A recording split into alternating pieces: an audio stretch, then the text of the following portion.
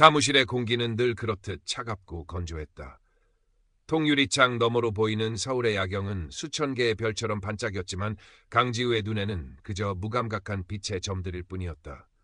대한민국 최고층 빌딩 스카이팰리스의 완공을 코앞에 둔 그의 책상 위에는 설계 도면과 커피잔, 그리고 손때 묻은 아버지의 낡은 만년필이 어지럽게 널려 있었다. 42살, 성공한 건축가라는 타이틀 뒤에는 지독한 완벽주의와 경쟁심, 그리고 누구에게도 말하지 못한 깊은 공허감이 숨겨져 있었다. 시간 없어. 이 프로젝트에 모든 걸 걸었어. 그는 입버릇처럼 중얼거리며 또다시 밤샘 작업에 몰두했다.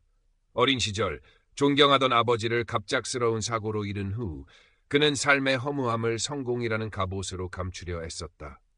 아버지의 부재는 그를 감정 표현에 서툰 오직 이성만이 전부인 사람으로 만들었다.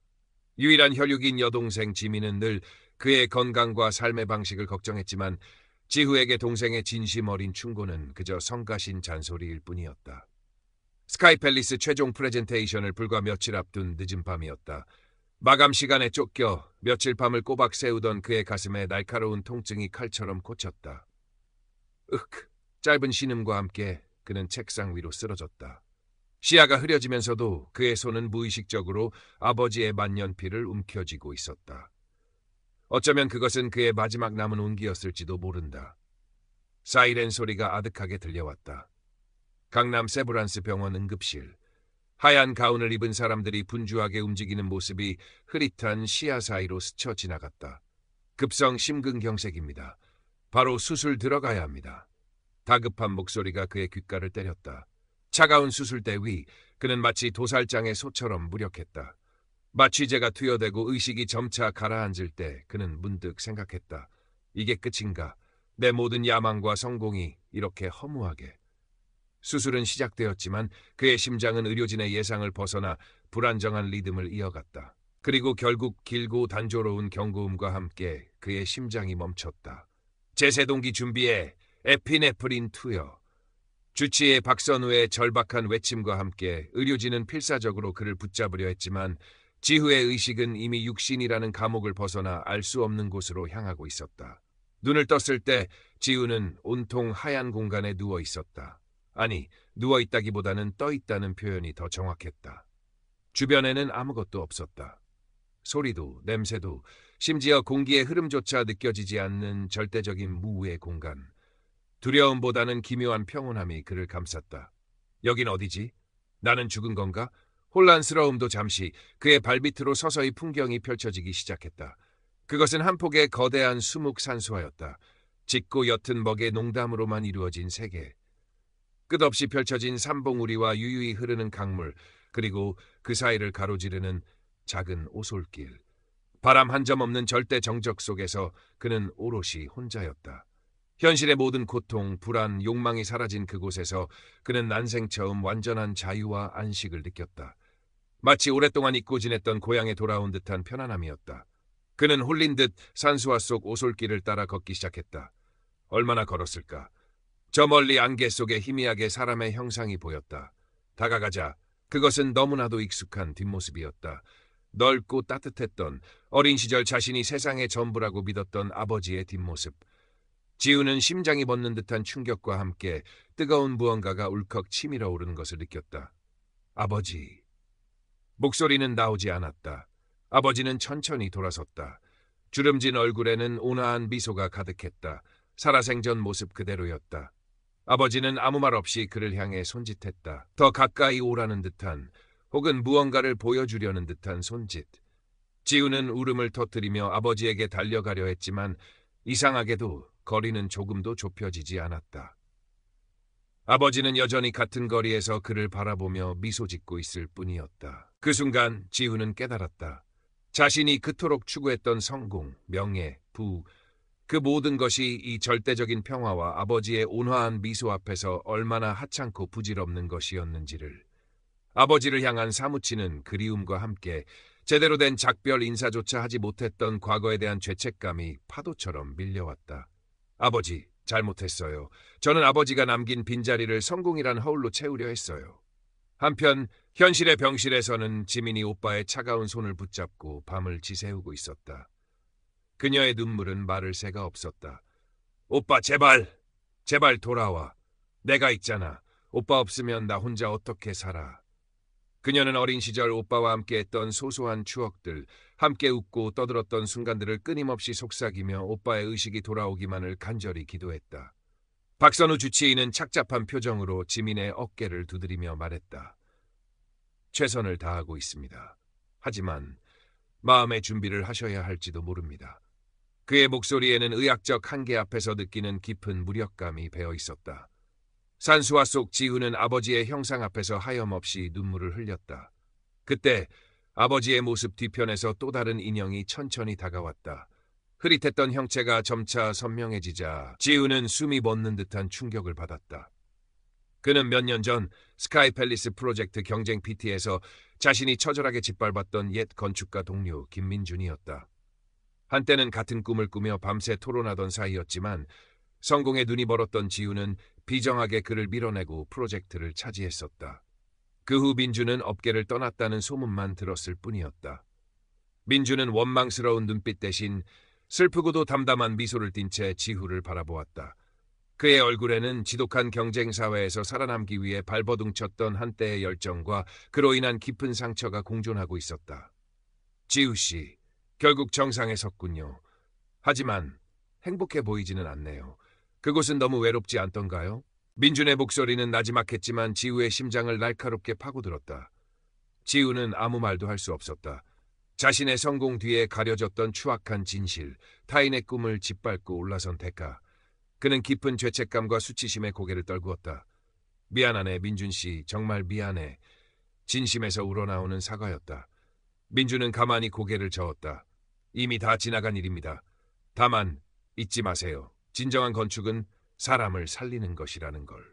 그 말을 남기고 민준의 형상은 서서히 안개 속으로 사라졌다. 그의 마지막 눈빛은 용서도 원망도 아닌 깊은 연민을 담고 있는 듯했다. 지우는 자신이 얼마나 많은 것을 놓치고 살아왔는지, 얼마나 많은 상처를 주고받았는지 처절하게 깨달았다. 성공이라는 허울 좋은 목표 뒤에 가려진 인간적인 가치들, 관계의 소중함. 그는 이 평화로운 공간에 영원히 머무르고 싶다는 강렬한 유혹을 느꼈다. 모든 것을 잊고 모든 책임으로부터 벗어나고 싶었다. 하지만 동시에 현실로 돌아가 모든 것을 바로잡고 싶다는, 새로운 삶을 살고 싶다는 간절한 열망 또한 그의 마음속에서 꿈틀거렸다. 그는 산과 죽음의 경계에서 처절하게 갈등했다. 산수화 속 세상의 평화는 극에 달했다.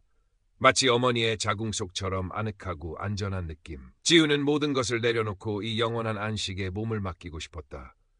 아버지의 형상이 다시 나타나 더욱 깊고 평화로운 곳으로 그를 이끄는 듯 부드럽게 손짓했다. 그는 홀린 듯 그 손짓을 따라 발걸음을 옮기려 했다. 바로 그 순간 현실로부터 희미하지만 절박한 목소리가 그의 영혼을 붙잡았다. 오빠, 돌아와야 해. 내가 있잖아. 오빠가 설계한 세상에서 같이 살아가야지. 오빠가 만들어갈 따뜻한 집에서 우리 함께 웃어야지. 그것은 동생 지민의 목소리였다. 눈물에 젖어 갈라졌지만 그 어떤 소리보다도 강렬한 생명력을 담고 있었다. 동생의 목소리는 마치 밧줄처럼 그의 영혼을 현실 세계로 끌어당겼다. 동시에 김민준이 남긴 사람을 살리는 건축이라는 말이 뇌리를 강타했다. 그는 자신이 아직 해야 할 일이 남아있음을, 이대로 모든 것을 놓아버릴 수 없음을 직감했다. 그는 건축가였다. 무에서 유를 창조하고 사람들에게 공간을 선물하는 사람. 그러나 정작 자신은 사람을 위한 공간이 아닌 자신의 야망을 위한 탑만을 쌓아 올리지 않았던가. 가슴 깊은 곳에서부터 뜨거운 무언가가 솟아올랐다. 살고 싶다는 강렬한 의지였다. 아버지의 형상은 마지막으로 온화한 미소를 지어 보였다. 마치 이제 너의 길을 가거라 라고 말하는 듯했다. 그리고 서서히 안개 속으로 사라졌다. 지우는 거대한 빗줄기에 휩싸였다. 몸이 산산조각 나는 듯한 격렬한 고통과 함께 그는 깊은 어둠 속으로 빨려 들어갔다. 병실의 심장 모니터가 요란한 경고음을 멈추고 다시금 규칙적인 파형을 그리기 시작했다. 박선우 주치의는 믿을 수 없다는 표정으로 지후의 얼굴과 모니터를 번갈아 바라보았다. 지민은 오열하며 오빠의 가슴에 얼굴을 묻었다. 얼마나 시간이 흘렀을까? 지우는 천천히 눈을 떴다. 희미한 소독약 냄새와 함께 가장 먼저 그의 눈에 들어온 것은 퉁퉁 부은 눈으로 자신을 내려다보는 지민의 얼굴이었다. 그리고 그 옆에는 안도의 한숨을 내쉬는 박선우 주치의의 모습도 보였다. 오빠, 오빠. 지민은 기쁨과 안도가 뒤섞인 울음을 터뜨리며 그의 손을 꼭 잡았다. 지훈은 극도로 쇠약했지만 정신은 놀랍도록 맑았다. 자신이 겪었던 그 기이하고도 생생한 경험들이 마치 어제 일처럼 느껴졌다. 그는 자신이 이전과는 완전히 다른 사람이 되었음을 직감했다. 삶을 바라보는 시각, 가치관, 그 모든 것이 근본적으로 뒤바뀌어 있었다. 퇴원 후 지우의 삶은 이전과는 완전히 다른 방향으로 흘러갔다. 그는 가장 먼저 세간의 주목을 받던 스카이 팰리스 프로젝트에서 공식적으로 손을 뗐다. 사람들은 의아해했지만 그는 어떤 변명도 하지 않았다. 대신 그는 자신의 재산을 정리하여 작은 재단을 설립했다. 이름은 수목헌, 상처받은 사람들에게 쉼과 위안을 주는 공간을 만들고 지원하는 재단이었다. 그리고 가장 먼저 한 일은 수소문 끝에 지방 소도시에서 작은 건축사무소를 운영하고 있는 김민준을 찾아간 것이었다. 몇 년 만에 마주한 김민준은 세월의 풍파를 겪은 듯했지만 눈빛만은 여전히 맑았다. 지훈은 그의 앞에서 무릎을 꿇고 진심으로 용서를 구했다. 민준 씨, 내가 정말 큰 잘못을 했네. 용서해달라는 말도 염치 없지만 이렇게라도 사과하고 싶었어. 민준은 말없이 지우를 일으켜 세웠다. 그의 눈가에는 복잡한 감정이 스쳐 지나갔지만 이내 옅은 미소를 지으며 말했다. 지우 씨, 이미 다 지난 일입니다. 중요한 건 앞으로 어떻게 사느냐겠죠. 지우는 민준에게 수목헌 재단의 일을 함께 하자고 제안했고 민준은 오랜 고민 끝에 그의 손을 잡았다. 과거의 경쟁자였던 두 사람은 이제 사람을 살리는 건축이라는 새로운 꿈을 함께 꾸게 된 것이다. 여동생 지민과의 관계도 회복되었다. 지우는 더 이상 동생의 진심을 무시하지 않았다.